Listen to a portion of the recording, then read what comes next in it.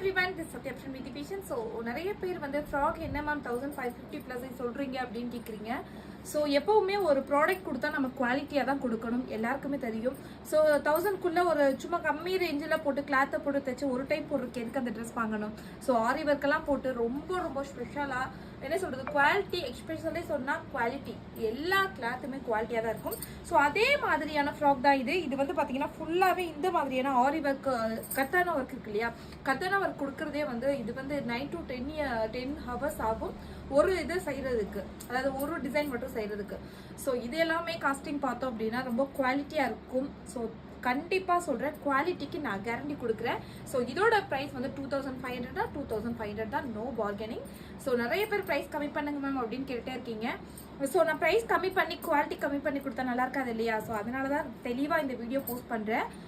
எப்பவுமே fixed price மட்டும்தான். இது வந்து 2000